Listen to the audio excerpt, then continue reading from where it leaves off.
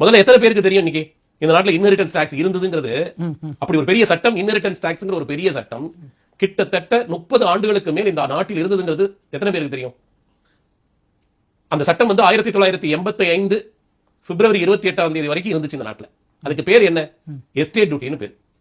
Estate டியூட்டினா ஒருத்தர் இறந்து விட்டார் என்றால், இந்த நாட்டு சட்டம் இருந்துச்சுமா, ஒருவர் இறந்து விட்டார் என்றால் அந்த இறந்தவருக்கு சொத்து இருக்குதுன்னா அந்த சொத்துக்கள் 2.5 லட்சத்துக்கு மேல, நான் 2 கோடிக்கு மேல சொல்ல, 2 லட்சத்துக்கு மேல அவருக்கு சொத்து இருக்கு அப்படின்னா அந்த சொத்துக்கு ஒரு வரி 5 to 30% வரைக்கும் வரி இருந்துச்சு. அந்த வரியை கட்டினதுக்கு அப்புறம் தான் அந்த சொத்து வந்து அவருடைய வம்சாவளியினருக்கு செல்ல முடியும். இதுதான் இந்த நாட்டுல சட்டம் இருந்துச்சு. 1956 57 இருந்து 1985 வரைக்கும் நாட்டுல சொத்து இருந்துச்சு. ஆனா அந்த வரி சட்டம் என்னாச்சு?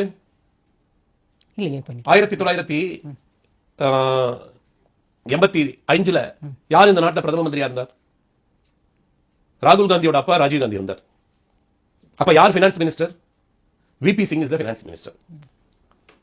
அப்ப 1985, அதாவது இந்திரா காந்தி அம்மையார் அவர்கள் 84ல இறக்குறாங்க. 85ல ராஜீவ் காந்தி கவர்மெண்ட் வருது. ராஜீவ் காந்தி கவர்மெண்ட் வந்தவங்க முதல் வருடம் இதுதான் மக்கள் திங்க் பண்ணணும். இப்ப நான் சொல்றது ரொம்ப முக்கியமான மேட்டர். இந்தியால இருக்கிற, தமிழ்நாட்டில் இருக்கிற அத்தனை குடிமக்களுக்கும் முக்கியமான செய்தி சொல்ல போறேன்.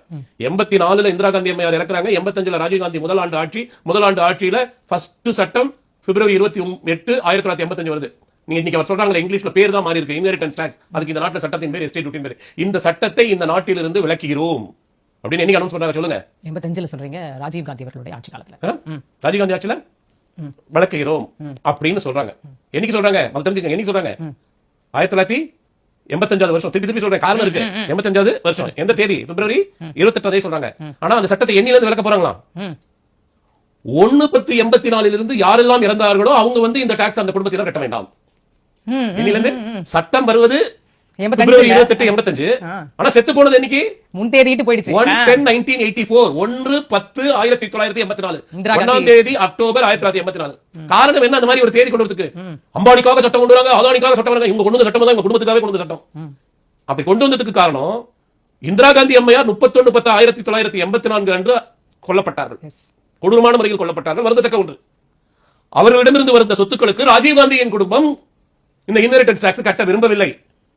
ராஜீவ் காந்தி கட்ட விரும்பவில்லை. ராகுல் காந்தியின் தகப்பனார் கட்ட விரும்பவில்லை. அந்த மாதிரி குடும்பத்தில் இருந்து வந்தவர் இவர் வந்து சொத்துக்களை எடுத்து டிஸ்ட்ரிபியூட் பண்ண போறாருன்னு சொன்னா நமக்கெல்லாம் ஒரு வயசுலேயே காதுல ஓட்ட போட்டாங்க, ஓட்ட போட்டு இருக்காரு. அவ்வளவுதான்.